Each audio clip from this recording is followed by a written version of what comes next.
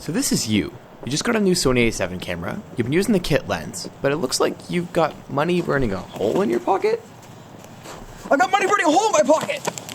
Well, not to worry. I'm going to tell you guys the top 3 Sony lenses that you should pick up, and they're on a budget. Yo, what's up? Huge thank you to my new friends Yoni and Talon for helping out with that little intro sequence we did. So today's video is talking about the ultimate lens lineup on a budget for your Sony A7 series of cameras. Let's get right into it. So, number 1 is the Sony 16-35 f4. I got this lens for a trip to Alberta with my friend Brandon, and I used this lens literally the entire time.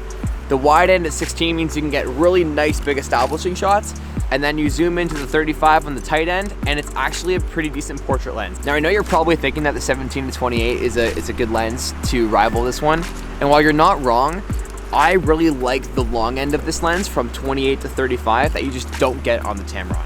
For me, that meant that you didn't have to change lenses, so I could be literally in a canoe and get a wide establishing shot and then also a portrait of my good buddy Brandon. I know 35 isn't always a really good portrait focal length, but if you get close enough, you can really get some background blur even at f4. Another great thing about this lens is that it's stabilized. So what that means is that you can get some really decent handheld shots if you use the proper techniques and you aren't just flailing your arms all about. What am I saying? It's actually slippery out here. All right, so the next lens I want to talk about is this one. This is the Sony 85mm f1.8. This lens complements the out of that 16-35. What I mean by that is if you shoot primarily wide and then you need a couple details here and there, that's when you pull this guy out. At 85mm, it's a telephoto lens that is really small. Actually, like, here's my iPhone 7 Plus for a size comparison. So you can tell it's not a very big lens. But at the cheapest lens on this list, this thing is sharp. Compared to the G Master version, which is significantly bigger and heavier and more expensive, I would choose this one every day. Vlogging in public sucks. This lens is the same one that my buddy Brandon kept on his camera the entire time we were in Alberta. I was on the wide end, he was on the telephoto end, and it made for a really good team. So when we got back, I had to get one myself.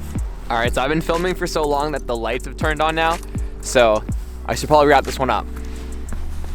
So I think I spent about $1,200 US to get the last 2 lenses used. The 16-35 was like 800, and the 85 I think was $450 if I'm doing my conversions correctly. And for that kind of money, I don't think you can beat it. Even if you go with the G Master, even if you go with a different kind of thing, I still don't think you can get a better combo for your money. But if you're looking for a lens that's a little bit more purpose-built for one thing, I think you should get this one. You've probably heard about 24mm lenses before.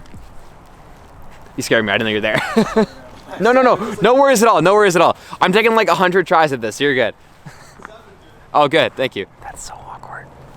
This is the Sigma 24mm f1.4. You know what?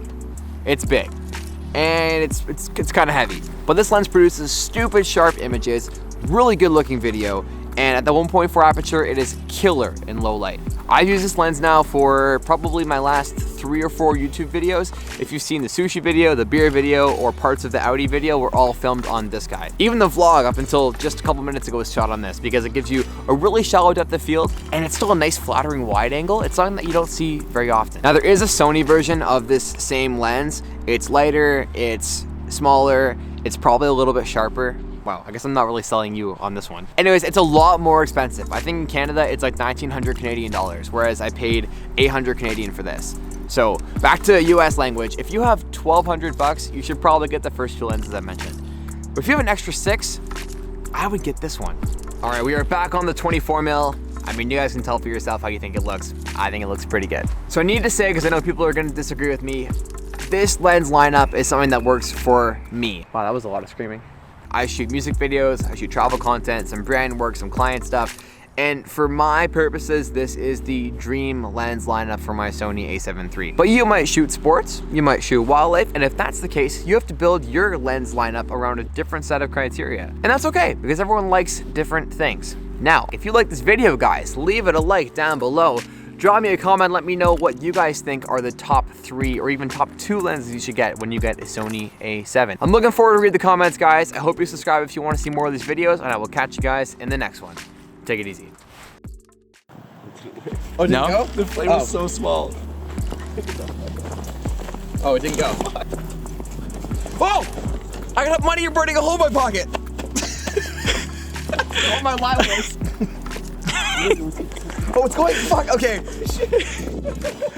I got money burning a hole in my pocket. I should have got like a fucking Axe bottle, just sprayed it. Fireball?